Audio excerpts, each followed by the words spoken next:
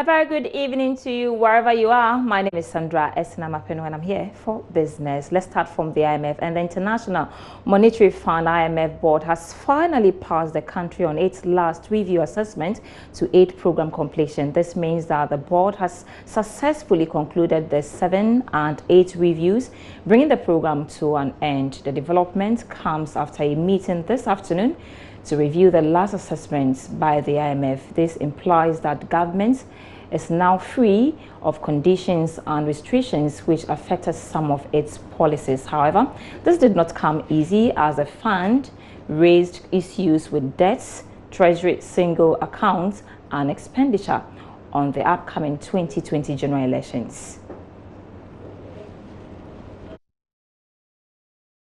Let's do something on the cedi now. The local currency continues to have a good run against the dollar on the market. It started trading this morning at 5 cedis 28 pesewas. The impressive performance is expected to impact positively on many economic activities as steep depreciation actually experienced and had become the bane of business operations. But despite the marginal appreciation actually, the Ghana Union of Traders say it will be premature to reduce prices of goods and services. Charles Aite has been engaging President of GUTA, Joseph Obeng, in this report.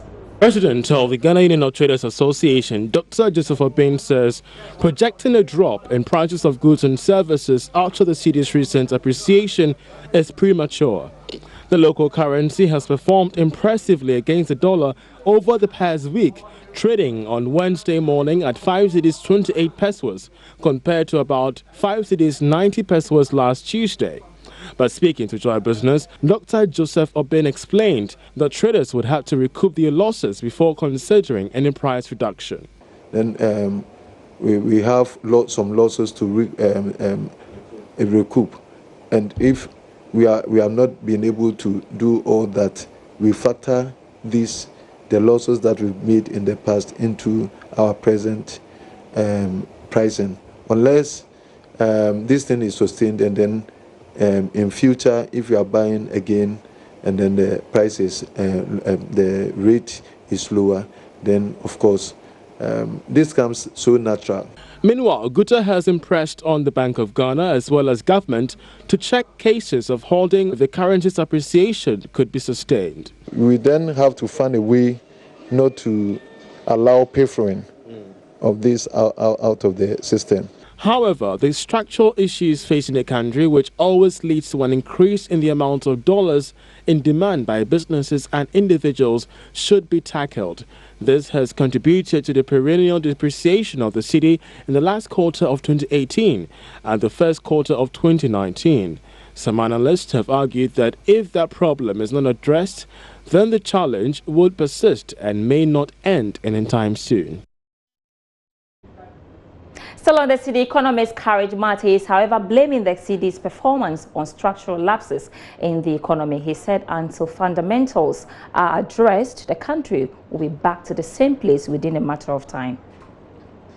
There is a finite level of reserves. Your reserves is not infinite, and so there is a limit to which you can pump in the dollars. And even if you go borrow, you borrow for a period and it gives you an external obligation which you have to meet in the future. If at the time you run down the reserves to meet that obligation, then the cedi becomes exposed again. So these kinds of approach are short-term approaches to restore stability, but also give room to the policymakers, particularly the government, to ensure they embark on the kind of aggressive policy implementation that will tilt the economy in favor of the export sector, right? And so this should lead us to the long-term discussion. The discussion about the long-term stability of the economy should give us room to focus on aggressive drives to improve the export and export revenue earning capacity of the economy. Government has begun a stakeholders engagement to assess the impact of regulatory reforms on business operations in the country. The regulatory impact assessment is expected to guide governments in drafting other policies and programs that are aimed at improving the business environment of the economy. Deputy Minister of Trade and Industry Robert Ahunkalinse says the exercise is very critical to government's industrialization agenda. The program is supported by the Department of International Development of UK in partnership with Jacobs Cardova and Associates, an international regulatory reform agency.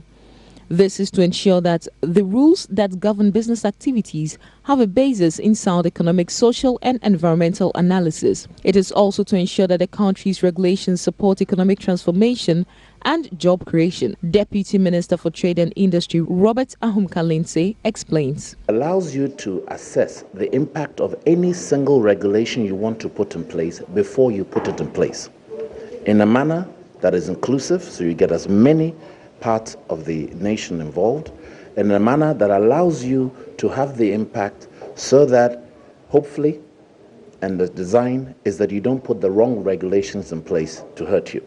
Managing Director for Jacobs Cardova and Associates, George Roa, has been speaking to Joy Business about the expectations from stakeholders.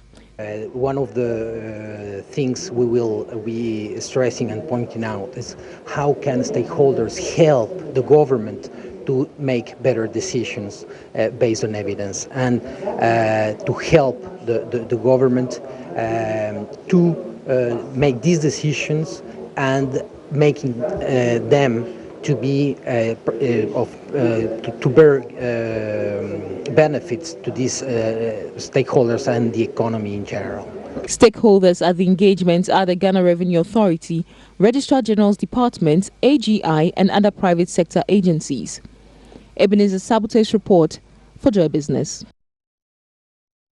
First Atlantic and Energy Bank merger will be fully integrated by the middle of this year. That's according to Managing Director of the bank, Odum Odumfa. The bank is, however, showing there will be no job losses during the process.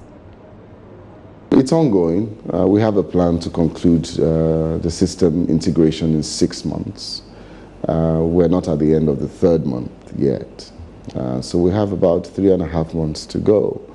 But given what we've done so far and the results we've seen, I will say that it's gone even better than we expected. Of course, in a merger like this, you've got to integrate the people, the systems, the processes. And we're focused on concluding all this on time. We've had to redeploy staff, yes. We've got to move people around so that, like you said, where there are redundancies, we use them in places where they can be useful. We're making steady progress. We're happy with what we've done. And today, that is the state of things. I mean, our business is dynamic. We're not only dealing with people issues and issues of branches and all that. We're also dealing with channels and being able to run an efficient system. The traditional banking system, for example, is challenged by the digital banking space. Sometimes the changes you make is not necessarily because of whether people are doing well or not. It's because there are other channels that come up and offer you competition that you've got to take note of. And in doing so, you have to make changes to your structure, your people, your processes.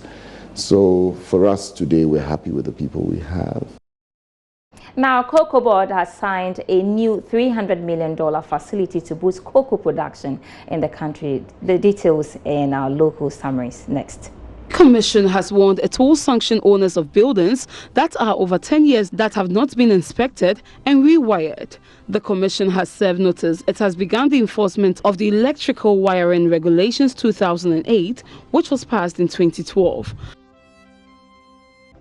Ghana Cocoa Board has signed a new 3-year receivables-backed trade finance facility of $300 million. The facility will be used to refinance cocoa bills raised by Bank of Ghana on behalf of Cocoa Board and to finance production enhancement programs. Ministry of Food and Agriculture says it is looking to cut down imports of rice by 50% as well as end the importation of tomato this year. Deputy Minister for the Ministry of Food and Agriculture, George Odro, said the government is working to cut the levels of food imports significantly.